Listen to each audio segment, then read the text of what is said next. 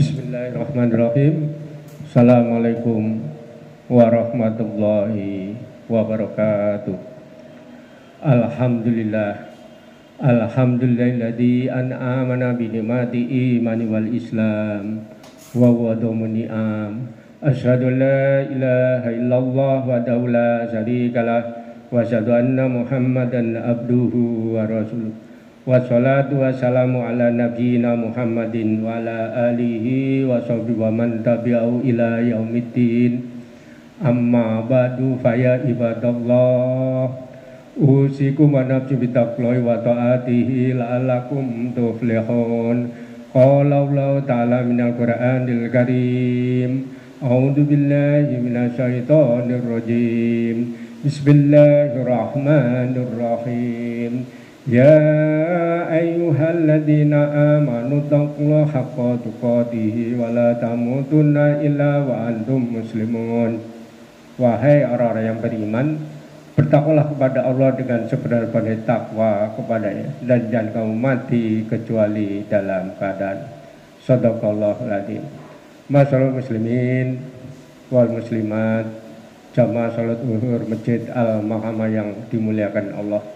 Marilah kita senantiasa memuji syukur kepada Allah Subhanahu wa taala yang telah memberi pada kita nikmat iman, nikmat Islam, serta nikmat sehat sehingga kita dapat melaksanakan salat zuhur berjamaah. Salat dan salam kita sampaikan pada junjungan kita Nabi besar Muhammad sallallahu alaihi wasallam, pada keluarganya, para sahabat, pada umatnya. Masyaallah muslimin wal muslimat, jamaah Masjid Al-Mahamah yang dimuliakan Allah. Mauidhah hasanah pada salat zuhur kita ngambil tema yaitu makna dan hikmah Maulid Nabi Muhammad sallallahu alaihi wasallam. Allah berfirman, Bismillahirrahmanirrahim. Wa idh yarfa'u Ibrahimul qawaida minal baiti wa Ismail Rabbana taqabbal minna innaka antas samiul alim. Rabbana waj'alna muslimaini laka wa min dzurriyyatina ummatan muslimatan lak wa arina manasikana wa tub alaina innaka antat tawwabur rahim.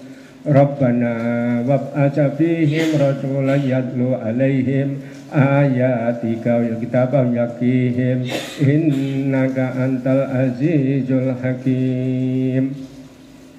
Allah berfirman dalam surat Al-Baqarah ayat 127 sampai 129. Nabi Ibrahim diperintahkan Allah untuk memperbaiki atau merenovasi Ka'bah, karena Ka'bah pada waktu itu kena banjir bandang zaman Nabi Nuh, sehingga bagian atas itu habis, tinggal pondasi pandisinya, qawaid.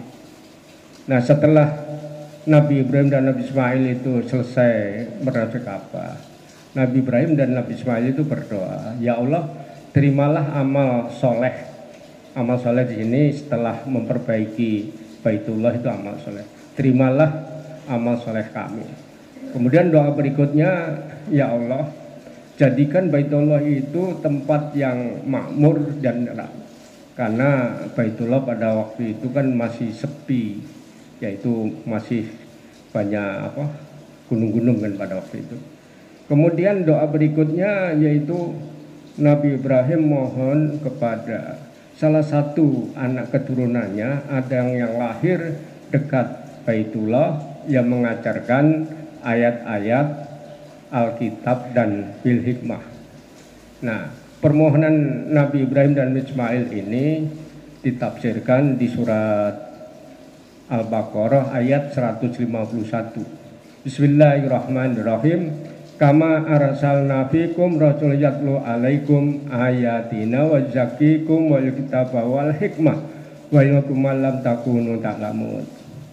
Jadi telah datang kepadamu seorang Rasulullah Muhammad yang mengajarkan satu Al-Quran, kedua akhlak, yang ketiga sunnah atau hadis, yang keempat bil hikmah, yang kelima aneka ilmu yang baru, sesuai dengan doa Nabi Ibrahim tadi itu.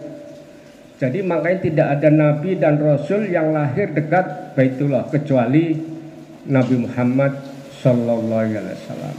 Makanya Nabi Muhammad sallallahu alaihi wasallam itu nabi yang agung, nabi yang paling mulia, nabi yang derajatnya paling tinggi, nabi yang kedekatan kepada Allah itu sangat dekat sekali. Makanya lahir pun dekat Baitullah. Nah, inilah yang sering diperingati sebagai Maulid Nabi. Maulid Nabi itu lahirnya Rasulullah tanggal 12 Rabiul Awal tahun Gajah. Karena pada waktu itu kita belum punya penanggalan Hijriah, makanya disebutnya lahir hari Senin tanggal 12 Rabiul Awal tahun Gajah atau tahun 571 Masehi. Ini lahirnya. Nah, kalau Mauludnya itu nabinya yang lahir dekat Baitullah atau domisili.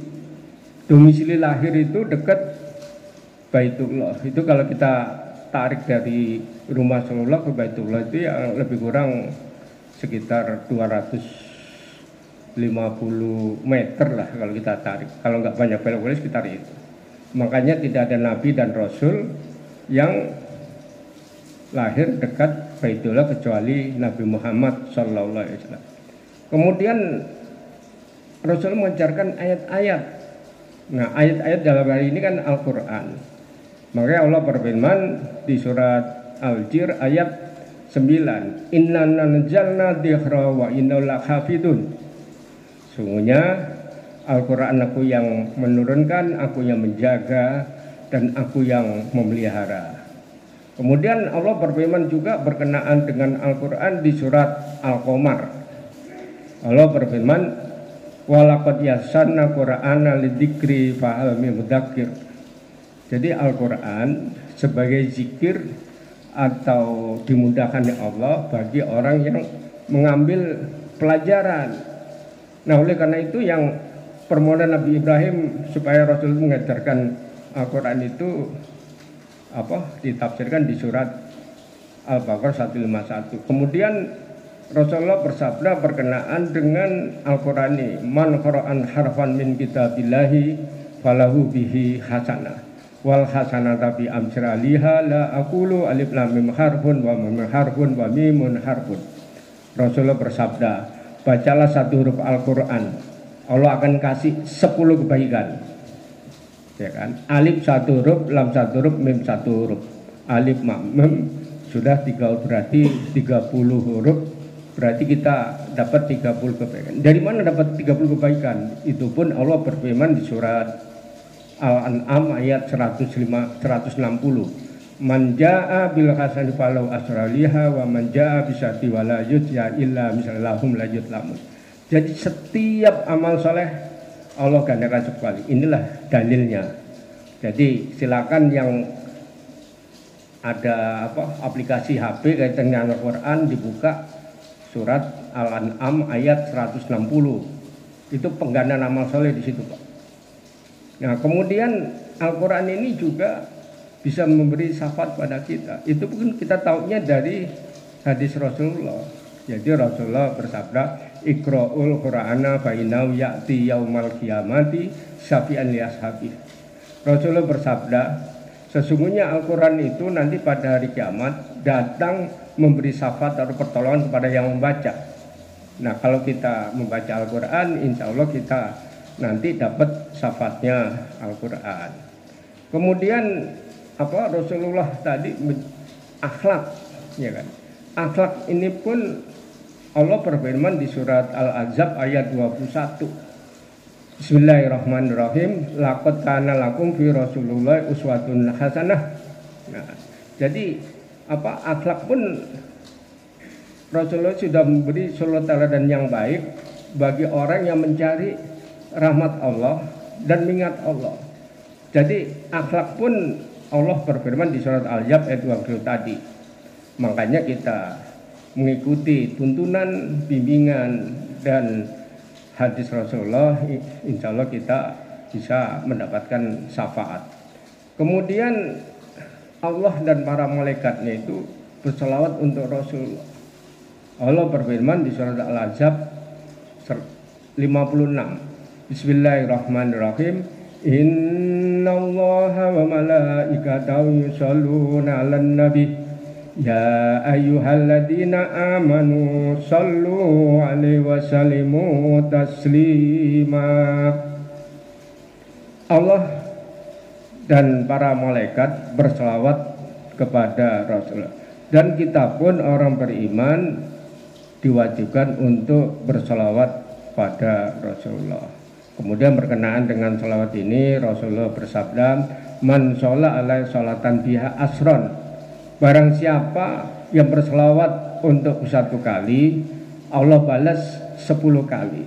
Nah ini kita tahunya dari mana? Dari firman Allah yang surat Al-An'am 160 dan hadis Rasulullah. Barang siapa ini sifatnya universal. Ya universal itu bisa orang beriman laki-laki, bisa orang beriman perempuan, bisa orang beriman yang jarak dekat seperti ini, kemudian orang beriman yang jarak menengah itu yang bagian luar, jarak beriman yang agak jauh itu misalnya di lantai 3. Nah, ini ilustrasi daripada hadis Rasulullah tersebut. Kemudian kaitan dengan barang siapa itu juga mengilustrasikan orang yang imannya kuat, imannya sedang, iman yang lemah, asal berselawat pada Rasulullah dapat 10 kebaikan. Nah 10 kebaikan dari Allah itu berupa apa sih? Nah pertanyaan seperti itu. Kemudian selawat pada Rasulullah 10, kita dapat 10 kali itu berupa rahmat. Nah rahmat pun ini Allah berfirman di surat Al-Baqarah ayat 157, yaitu Bismillahirrahmanirrahim. Ulaika ala hudam min rabbihim wa ulaika humul muhtadun. Nah maksudnya pada ayat ini, jadi apa selawatnya Allah kepada kita itu berupa rahmat. Jadi kalau kita berselawat pada Rasulullah mendapat 10 kali, kita mendapatkan rahmat dari Allah 10 kali. Itu dijelaskan di surat Al-Baqarah ayat 157 tadi, yaitu kita selawat sekali dapat 10 kali itu berupa rahmat dan ampunan. Oleh karena itu kita sehari aja kita minimal 9 kali kita sholat pada Rasulullah nih. Mari kita hitung coba.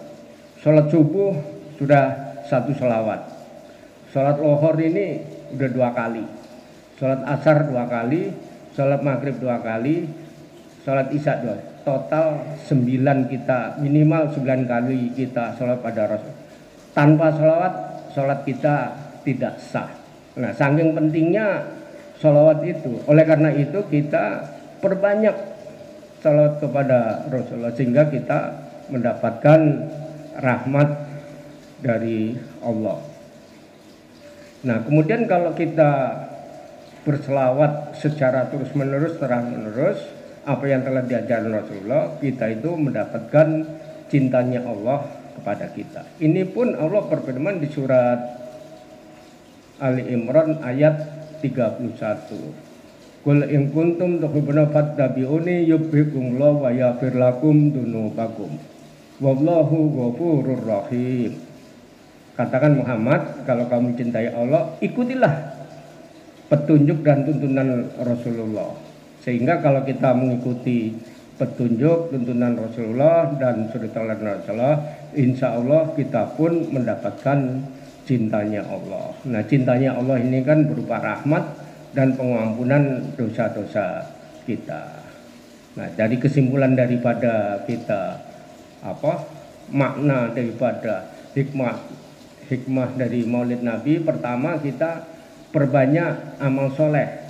Nah amal soleh itu kan bisa berupa sholat, kita bisa puasa, kita bisa melaksanakan haji umroh bagi yang mampu, kita banyak sedekah, kita banyak bersilaturahmi, kita banyak bersolat berjamaah. Ini amal soleh yang kita kumpulkan sesuai dengan tuntunan dan petunjuk Rasulullah. Kemudian yang kedua, kita amalan khususnya yaitu kita perbanyak sholawat kepada Rasulullah. Yang pendek kan ya Allahumma sholli ala sayyidina Muhammad wa ala ali sayyidina Muhammad, Allahumma sholli ala sayyidina Muhammad wa ala ali. Yang agak panjang sedikit ya ada. Sallallahu rabbuna ala nuril mubin Ahmad al-Mustafa Sayyidil mursalin wa ala alihi wa sahbihi ajmain.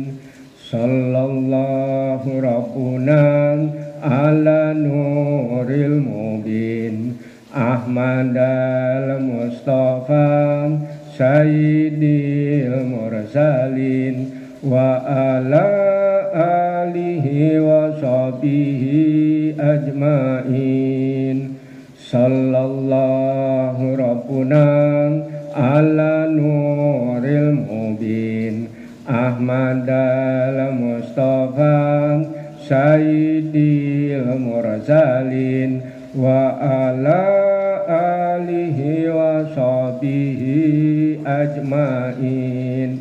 Jadi salawat ini kita balasan dari Allah itu mendapatkan rahmat dan ampunan dosa. Makanya harus setiap saat kita lakukan. Sambil kerja kita berselawat, sambil kita itikaf, sambil dengarkan kajian ini kita berselawat dalam hati. Sama, artinya kita memohon dapat rahmat dan ampunan dari Allah. Kemudian berkenaan dengan yang berikutnya, kita makna dan hikmah kelahiran Rasulullah itu kita perbanyak interaksi dengan Al-Quran, ya kan? Perbanyak interaksi dengan Al-Quran karena Al-Quran itu bisa memberi syafaat kepada kita. Mudah-mudahan mauidhah hasanah yang berkenaan dengan makna dan hikmah Maulid Nabi Muhammad SAW ada manfaatnya. Lebih kurang mohon maaf. Subhanaka wa bihamdika astaghfiruka wa atubu ilaik. Rabbana atina fid dunya hasanah wa fil akhirati hasanah wa qina adzabannar. Assalamualaikum warahmatullahi wabarakatuh.